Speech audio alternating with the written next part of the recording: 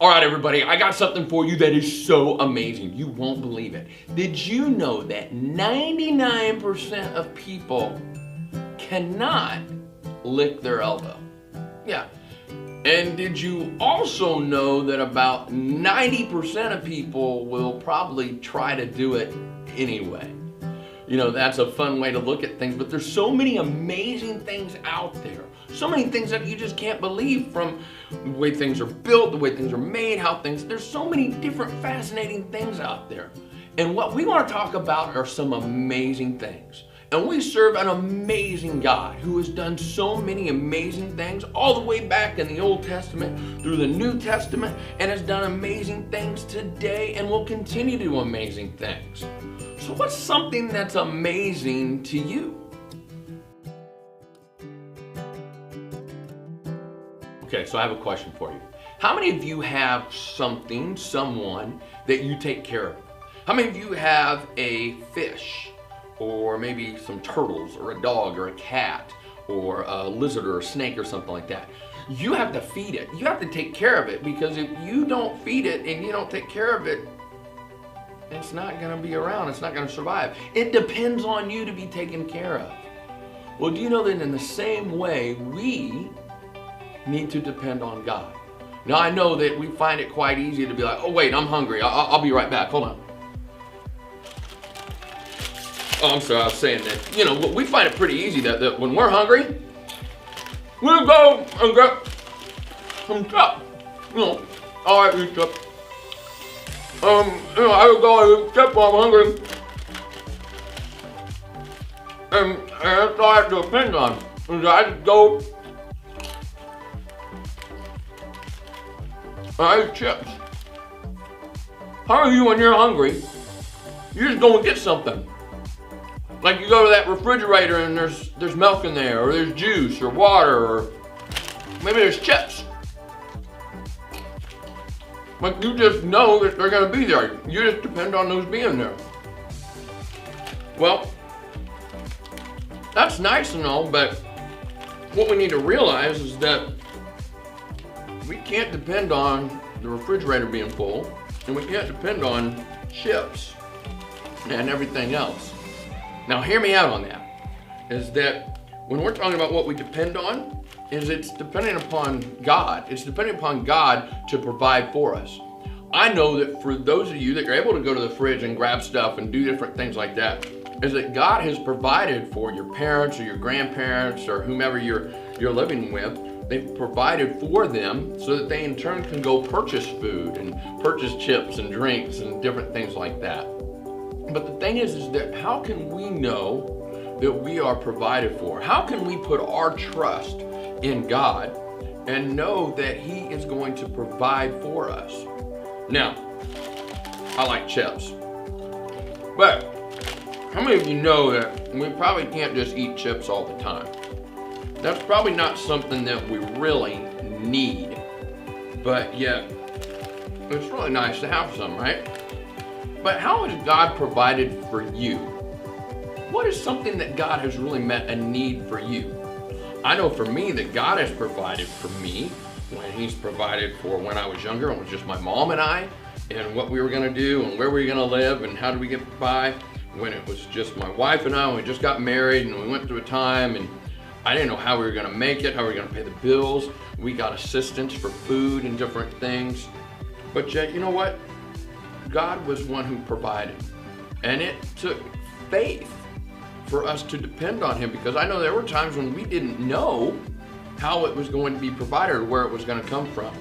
And that's what I want to talk to you about today. Because I want to talk to you a story in the Bible about a time where some people had to have faith. And had to have faith on how they were going to be provided with something to eat.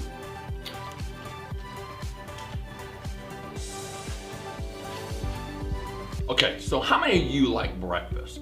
And maybe you like cereal, whether you like Rice Krispies, Frosted Flakes, Crunch Berries, Apple Jacks, Lucky Charms, and of course you got Pop-Tarts. Like, how many of you like Pop-Tarts? And do you eat them? Oh no. You never want to drop a Pop-Tart. What if that was the last one? You have no more. You're all done. What are you gonna do? Well, as much as we can worry and say, oh no, we're gonna run out of Pop-Tarts or cereal, what are we gonna do? Well, there's actually a situation where people were gonna run out of any kind of food. And remember, there's no Quick Trip, there's no Hy-Vee, there's nothing. What do you do? Well, that's what happened in the Old Testament in the book of 1 Kings. 1 Kings chapter 17. And a man by the name of Elijah, who was a prophet. And a prophet is someone who was sent by God. They're downloaded a message from God. And Elijah was there to tell the people that, hey, you're worshiping idols. You're not doing the right thing. And because of that, there was a drought. And a drought meant no rain. You couldn't grow any crops. You couldn't do anything. And it's actually even referred to in the New Testament to where it talks about how it went for over 3 years. And can you imagine, oh no, we lost our Pop-Tart, but imagine not having any food? And that's what happened. See, Elijah was sent by God to an area, and there he met a widow. And a widow is someone who was married, but their husband passed away. And this widow had a child, and they were preparing for their very last meal. They didn't have a whole selection of things or anything else. They were ready. They lost all hope that it was all over, and they were going to have that last meal. So Elijah goes and says, hey, can you please get me something to drink? Now remember, there was a drought and everything else, but she was like, I don't have that much. And so while she was on her way to get a drink, have you ever done that where someone's gonna go get you something? You're like, hey, yeah, I'm sorry, can you grab me something else, or can you grab me that? Well, and he said, hey, would you mind giving me just a little bit of bread or something that you have? Well, at that point, she's like, hey, we're getting ready. We've lost all hope that, man, this is our last meal. Elijah then says something to her, and he says, if you would make this and that you would do this for me, that you would never run out. Can you imagine where you know that you don't have any food, it's been a drought, it's been a terrible time, you've lost all hope, and then your very last part that you have, your very last part that you're gonna make your last thing, you give it away. And now what are you gonna do? But yet, what happened is that she didn't run out of oil. She didn't run out of flour in the meal. And it's like all of a sudden you think you're out of Pop-Tarts, but then I got one. I got one. More and more and more and more. And they don't run out. Can you imagine that happening? And can you imagine how she must have thought that when she thought it was all done, she lost all hope, that actually she was still continuing to be provided for? Now, we might be talking about Pop-Tarts, but yet this is a really serious situation where someone's life was on the line. How has God provided for you? How have you seen God help your life, help your family's life, help your friend's life? How have you seen God provide for you? As well as, we'll talk about a little bit more, how can you have faith to know that God will provide for you?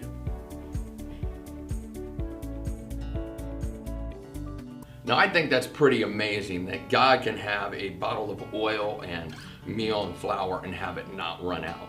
Now, I want to tell you a little bit more detail about this. Is that Elijah, as we talked about, was a prophet. He was a man who God sent and downloaded a message. And he was sent to a place that actually was a place he probably wasn't going to be too welcomed. And the people there, they probably didn't get along. But yet, God was able to use a situation and a place of probably two different people who probably didn't see the same way and didn't believe the same way. But yet, he was able to do something amazing. And that's something I want you to remember, is that God can use unique people, unique situations for his purpose. Here, this is something that's happened so many years ago, and it's going to be talked about now and forever, about how God used this woman who lost all hope, a woman who thought that it was all over, but yet because she obeyed what was told from God, and that Elijah had the faith to ask that and do that, is that they were provided for, and that God can use unique people for his purpose. The other thing I want you to remember is that God can use all kinds of people. Here you have a prophet, someone who was sent by God. Here you have someone who was probably looked upon very lowly because she was a widow. They were lost all hope. They thought everything was over. They were in an area that really where all the people were worshiping idols and probably saw things differently.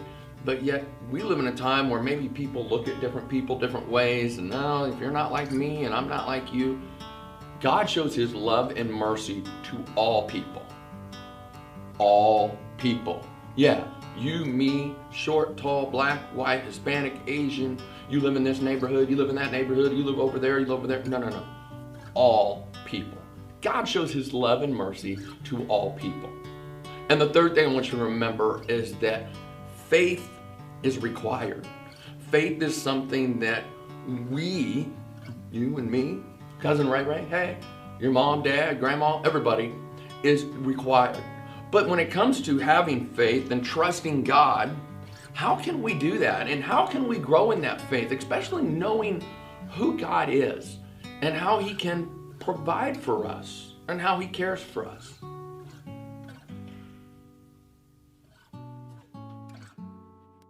Now, I don't know about you, but if I had my last little piece of bread and we were running out and I had to give that to someone, that would be tough to do.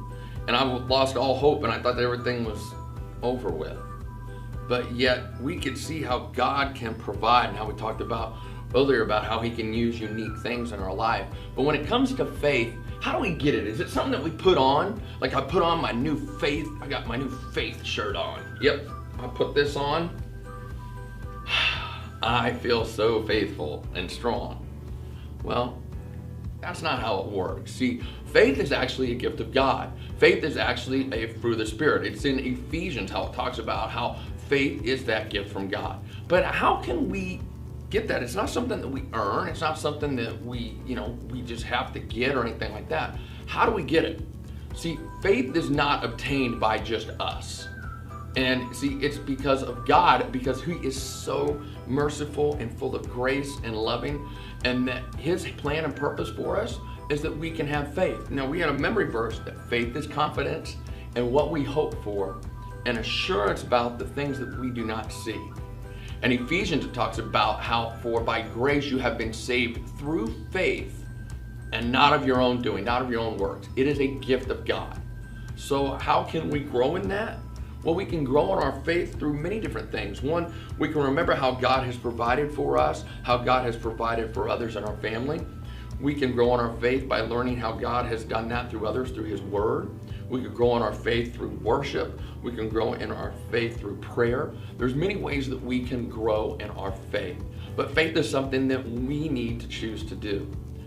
I know that I myself have had times where my faith, if it was like a level, I'm like, yep, and then all of a sudden, or yeah, it's high. And I think those times when I'm really low or that is because my faith is dependent upon what I think I can do or what I think, oh, I can get me through this situation or they're going to get me through that situation.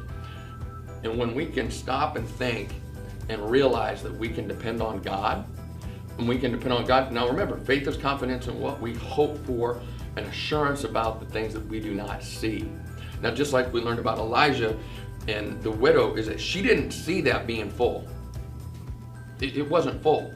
It wasn't until she said, okay, and she gave it up and poured out the last part that it then became full again. And that's the same thing with us. So whether we need to have faith in what we're doing in school, we need to have faith in what's going on with our parents and things within our family.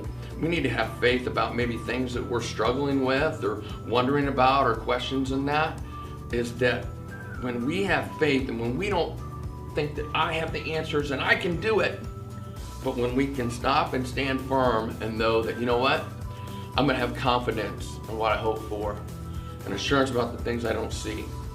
And just like that widow who gave that up, is that I guarantee you is that when we can give that up, when we can say, here you go, that's where faith comes in. In the Bible it says, cast your cares on Jesus for he cares for you. Now, I have lots of things and from things that you might be thinking about or worrying about, but have you ever gone fishing? Have you ever cast something? Now, I love to go fishing. And when I go fishing, I want to cast it. Now, a lot of times when I cast it, you don't just go, boop. Oh, it's right there. No, when you cast it, you,